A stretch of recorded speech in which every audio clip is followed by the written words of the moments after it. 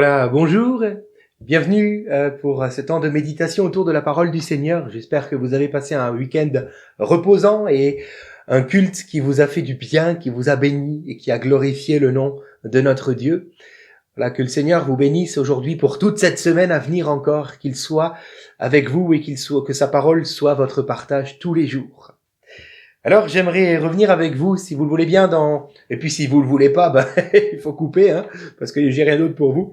Genèse chapitre 17, nous allons lire les versets 9 à 14.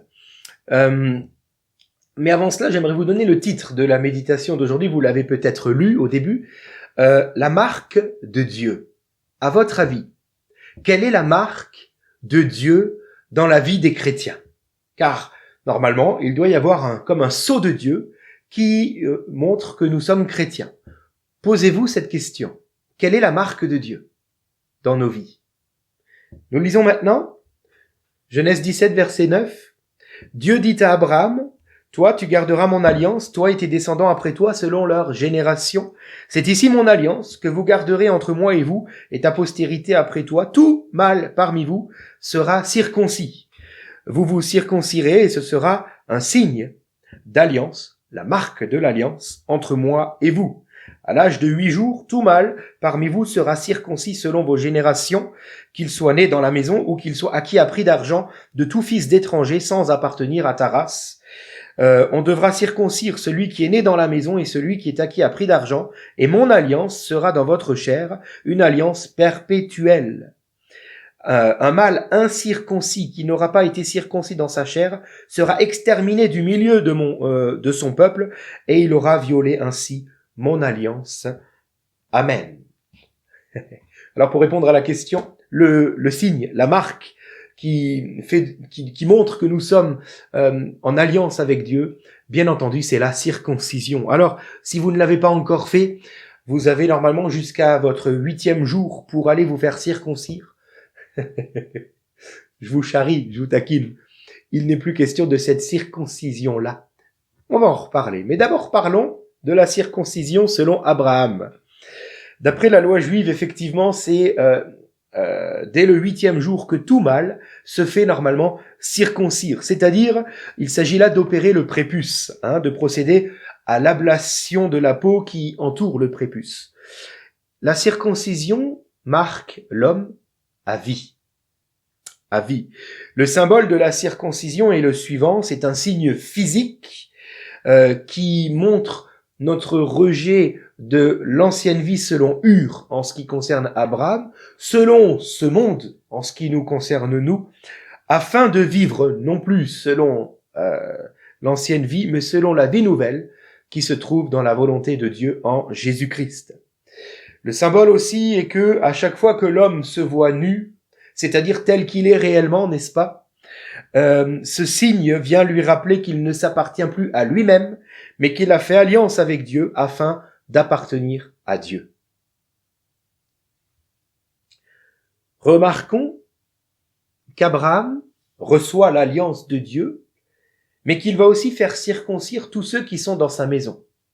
Pourquoi? Car l'alliance que nous avons faite avec Dieu un jour, par la foi en Jésus-Christ, inclut aussi tous ceux de nos maisons. Et là, c'est une grâce et une bonne nouvelle pour tous les parents qui ont peut-être des enfants un peu durs, un peu rebelles aux choses de Dieu. J'aimerais vous le rappeler aujourd'hui. Si vous êtes en souci pour votre enfant, ne craignez pas, car l'alliance que Dieu a faite avec vous, il l'a aussi faite avec vos enfants. Alors, à l'instar d'Abraham, bien entendu, nous sommes appelés, en tant que parents surtout, à témoigner de cette alliance-là, à en parler et à proposer aux nôtres de vivre cette circoncision que nous avons nous aussi vécue, n'est-ce pas? Mais ne craignez pas, car si pour un temps ils fuient, si pour un temps ils sont durs, rappelons-nous la parole de Dieu qui nous dit que la parole qu'ils ont entendue dans leur jeunesse leur reviendra lorsqu'ils auront les cheveux blancs. Dieu, au temps marqué et au bon endroit, va, en réponse à nos prières, permettre un rendez-vous divin avec eux. Ce rendez-vous de la circoncision. Alléluia. Alors oui, priez, continuez de prier, apportez vos proches et vos enfants au trône de la grâce, réclamez leur âme en salut à Dieu, et Dieu saura au bon moment leur rappeler qui il est et leur offrir ce rendez-vous de la circoncision. Alors, la circoncision doit être un marqueur, non seulement entre nous et Dieu, mais un marqueur aux yeux de ceux qui nous entourent. On raconte l'histoire suivante. À l'époque d'Hitler, un homme monta un jour dans un train et il fut immédiatement accosté par la Gestapo qui était aussi à bord du train.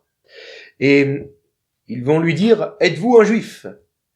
L'homme tremblant répondra « Non, je ne suis pas juif. » Mais rempli d'une haine envers les juifs, ceux de la Gestapo vont dire « On va voir si vous êtes juif ou pas. Descendez tout de suite votre pantalon. » Rougissant et complètement embarrassé par la situation, on le comprend, l'homme va devoir descendre son pantalon devant tous ceux qui sont dans le train, hommes et femmes, enfants, vieillards.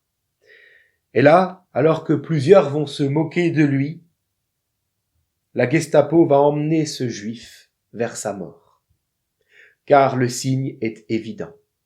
La circoncision doit se voir. La circoncision doit être le signe, la marque qui montre aux hommes qui nous entourent que nous sommes enfants de Dieu, que nous avons fait alliance avec le Très-Haut. Alors, rassurez-vous, aujourd'hui, la circoncision n'est plus une circoncision faite dans la chair, dans le corps. Je lis Colossiens chapitre 2, versets 10 à 12. Si vous le voulez bien, il est écrit ceci. Vous avez tout pleinement en lui, en Jésus, qui est le chef de toute domination et de toute autorité, dit l'apôtre aux chrétiens. C'est en lui, en Jésus, que vous avez été circoncis d'une circoncision que la main n'a pas faite, mais de la circoncision de Christ, qui consiste dans le dépouillement du corps de la chair.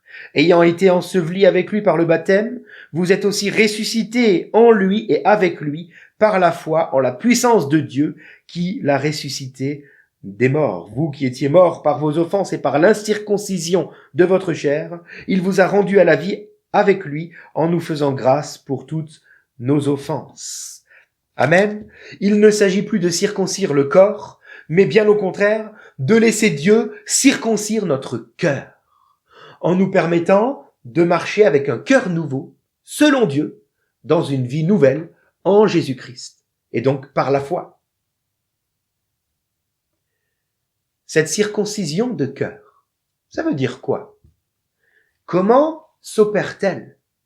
Car peut-être me direz-vous, Alléluia, moi je laisse le Seigneur me changer tous les jours. Laissez-moi vous en parler tout de même. Hébreux chapitre 4, verset 12. Vous savez, quand on circoncisait le prépuce, il fallait prendre un couteau. Et c'était une opération chirurgicale. Aujourd'hui, il y a l'anesthésie générale. À l'époque, on souffrait pendant entre 3 jours et 1 semaine, sans pouvoir bouger, tellement qu'on avait mal. Hébreux 4, verset 12, il est écrit « La parole de Dieu est vivante et efficace, plus tranchante qu'une épée quelconque à 2 tranchants, pénétrante jusqu'à partager âme et esprit, jointure et moelle. Elle juge les sentiments et les pensées du cœur. Amen. » Autrement dit, la circoncision que nous sommes appelés à vivre et qui doit être cette marque qui nous différencie des gens de ce monde, cette circoncision que Dieu veut opérer dans nos cœurs, se fera uniquement par l'intervention de la parole de Dieu dans nos vies. Je comprends donc que pour être circoncis, pour être marqué par Dieu, il ne me suffit pas de dire je crois en Jésus, j'accepte l'alliance qui me sauve. Il faut bien davantage accepter le couteau à double tranchant qu'est la parole de Dieu et l'accepter dans mon cœur. Car Dieu, par sa parole, veut changer mon cœur. Celui qui fait alliance avec Dieu doit se soumettre à la parole de Dieu pleine et entière, et pas uniquement les versets qu'on surligne parce qu'on les aime. Mais toute la parole de Dieu doit avoir un écho dans ma vie. Je dois la laisser me changer. Il n'est pas question finalement de suivre un homme, de suivre une religion, de suivre un prophète, un pasteur, que sais-je. Mais il est bien plutôt question de venir à la parole de Dieu afin qu'elle change mon cœur. Voilà le signe qui prouve que j'ai réellement accepté l'alliance avec Dieu en Jésus-Christ. Alors suis-je en communion avec la parole de Dieu? J'aimerais qu'on se pose la question aujourd'hui. Il ne s'agit pas simplement de la lire ou d'en entendre parler. Il s'agit d'y venir tous les jours, certes, mais aussi de la mettre en pratique. C'est alors qu'elle aura un effet dans mon cœur et dans ma vie, et quelle sera cette marque qui me qualifie aux yeux de Dieu comme étant réellement quelqu'un qui a fait alliance avec Dieu. La circoncision, nous l'avons dit, doit marquer un homme à vie. Est-ce qu'avec le temps, avec les années peut-être de vie chrétienne qui ont passé, est-ce que je me suis éloigné de cette circoncision, prenant cela comme acquis? J'aimerais dire pour finir que Dieu n'est pas avec ceux qui simplement veulent suivre le peuple de Dieu, parce qu'on reconnaît que l'Éternel seul est Dieu, mais qui refusent la circoncision. Dieu n'est pas avec eux. Et j'en prends pour exemple le peuple d'Israël sous Josué qui rentre dans Canaan pour en prendre possession. Savez-vous quelle a été leur première bataille une fois qu'ils ont traversé le Jourdain, qu'ils sont rentrés dans Canaan? Quelle fut leur première bataille? Oh, ce n'a pas été de devoir combattre des Cananéens, non. Mais là, sur la colline d'Aralot, Dieu dit à Josué de prendre un couteau de pierre et de circoncire tout à nouveau tout le peuple. Car cette nouvelle génération n'avait pas été circoncis. Parce que Dieu offre la victoire uniquement à ceux qui sont circoncis. Dieu est uniquement avec ceux qui sont circoncis. Et si parmi le peuple d'Israël à ce moment-là, il en était qui disaient « Moi, je veux bien être avec Israël parce que je vois la main de l'Éternel », mais par contre, loin de moi l'envie de me faire circoncire, ces gens-là ont certainement été réduits à mort dès la première bataille. Si nous voulons vivre des victoires dans nos vies chrétiennes, nous devons premièrement accepter que la parole de Dieu change nos cœurs. Voilà la parole de Dieu pour nous aujourd'hui. Voilà la marque qui nous différencie des gens de ce monde. Il est fait mention, et on en parle si souvent aujourd'hui, n'est-ce pas, de la marque de la bête, la marque du diable, de l'antichrist. Voilà, et avec cette marque, on ne pourra plus ni acheter ni vendre. Si je comprends que la marque de Dieu est de nous soumettre à la parole de Dieu, je comprends peut-être aussi que la marque de la bête sera plutôt de nous éloigner de la parole de Dieu pour nous faire croire que vivre d'une autre manière saurait suffire à notre bien et à notre épanouissement. Dieu nous rappelle aujourd'hui que non, uniquement sa parole nous donne la vie et nous offre les victoires selon Dieu. Toute autre victoire ne viendrait pas du Seigneur. Je crois que le Seigneur aujourd'hui nous appelle à cette communion avec sa parole. Je crois qu'il dit à quelqu'un qu'il a entendu nos besoins de victoire. Mais qu'il nous faut d'abord aller sur cette colline, comme Josué et les Israélites, et d'accepter que la parole de Dieu nous transforme. Seigneur, je prie que nous ne soyons pas des suiveurs. Je prie que nous puissions, Seigneur, au contraire, ne pas rougir de la marque de Dieu dans notre vie, même si d'autres peut-être se moquent de cette marque-là, comme cet homme dans le train s'est fait moquer. Nous voulons au contraire en faire pour notre part un sujet de gloire éternelle. Que ta parole seule nous conduise et qu'elle seule soit notre partage et notre nourriture au quotidien. Nous voulons choisir de nous soumettre à ta parole pleine et entière. Pardonne-nous si nous ne l'avons pas fait ou si nous avons choisi les endroits où nous acceptons de nous soumettre ou pas. Seigneur, la marque des enfants de Dieu est cette circoncision qui se soumet à toute la parole. Donne-nous de marcher dans tes voies, Seigneur. Alors nous connaîtrons toutes les victoires de Dieu dans nos vies. Tu es avec nous, Seigneur. Tu es avec ceux qui acceptent cette alliance-là. Merci, mon Dieu. Amen. Que Dieu vous bénisse et à demain.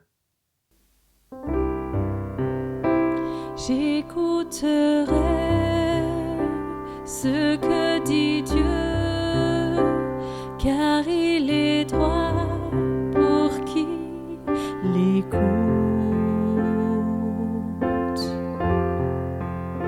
Sa paix divine est sur tous ceux qui vont à lui quand vient le doute.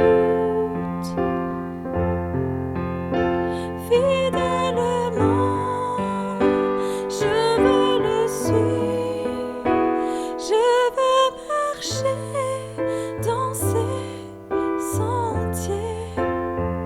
Il est la main qui me délivre de la folie de mes projets. Ta bienveillance, ô Éternel, vaut mieux que tout ce que j'ai vu. Ma délivrance est sous ton aile, sur le rocher de ton salut. Ta bienveillance, ô Éternel, vaut mieux que tout ce que j'ai vu. Ma délivrance est sous ton aile, sur le rocher de ton